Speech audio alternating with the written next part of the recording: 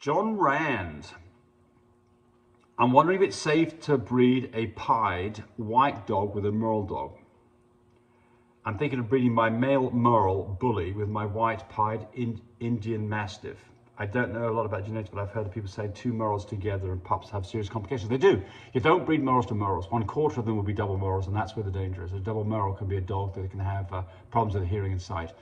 But that's not what you're talking about here. You're talking about breeding a pied to a Merle, and that's fine. I don't think there's any problem there at all. With pieds, what you've got to watch out for is what we call an extreme pied. That is a pied that has very little color. It's almost totally white. Specifically, doesn't have any coloring on its ears or its eyes. Those dogs can be deaf. And so if you have a dog that is an extreme pied dog, I would not breed that back to another pied or a pied carrier. I would avoid that completely by breeding to a non-pied dog. But the Merle to Merle is fine.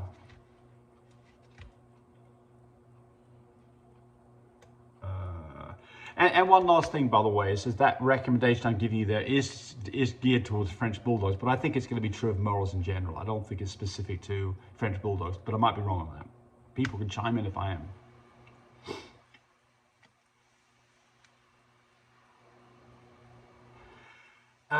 Damien Moody, I have a question. I have an English Bulldog. She had a first heat at 14 months. I've been waiting for a second heat at 21 months so that I can mate her, but got nothing yet. Any advice?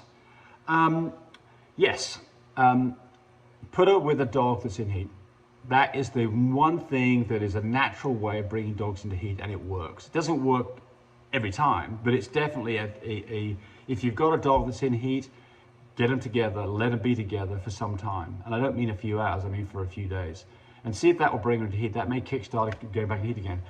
There are things that you can, so she's 21 months, let's see, this is 14, so she's 8 months, and you expect dogs to come in every 6 months. This is not particularly late, by the way. So a dog that's 8 months since last heat cycle is not something that would worry me. Some dogs take a year, maybe longer.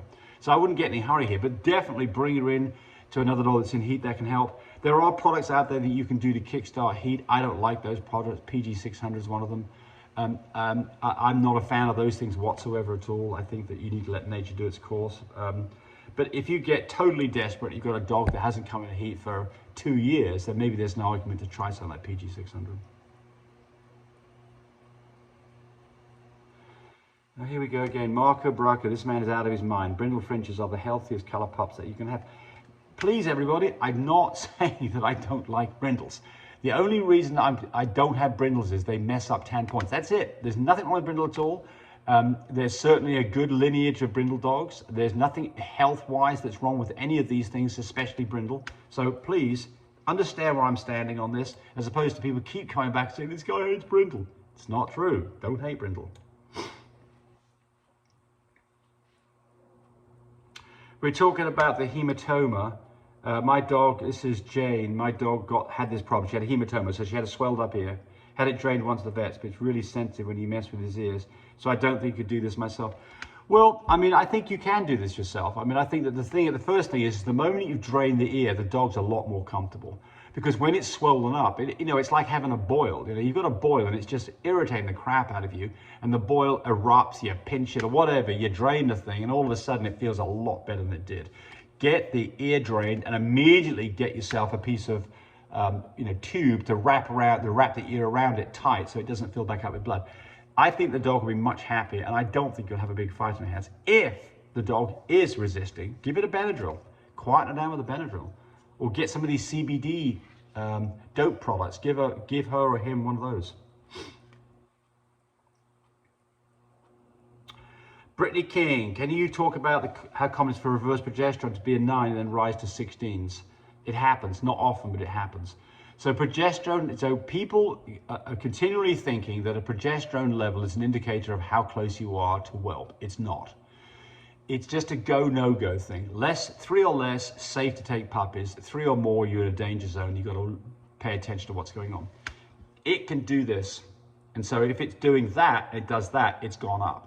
And it can go from I've had dogs that have been at 16 one night and they're at a 1.5 the following morning. It can drop dramatically. I've had dogs that are at 16 and they're at that number 3 days later. So just remember, the specific number on a progesterone test, whether it's the only thing you can use this for is determination of whether you're in the safe zone 3 or less. That's it. And by the way, when we talk about reverse progesterone, it's still a progesterone test. This is not some special test. A reverse progesterone test is just one we're doing at the end of the whole pregnancy, rather than one that we do at the beginning to determine mating. This is one we do at the end to determine if a dog's ready to have a C-section.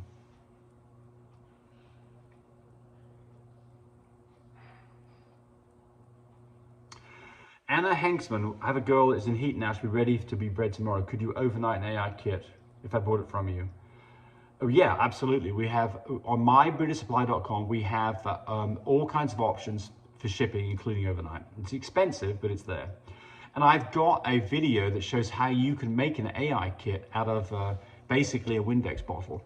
So I think it starts with the word DIY. If you put in DIY under my section, you'll find some information of which one of them is going to be on how you can do an in-home AI kit. So you could, if you get in a pinch, you can actually do it without having to order anything.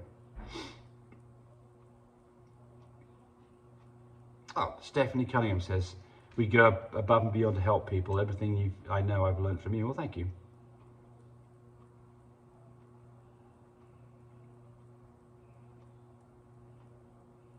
I think that about gets us up to date. Let's just have a look here.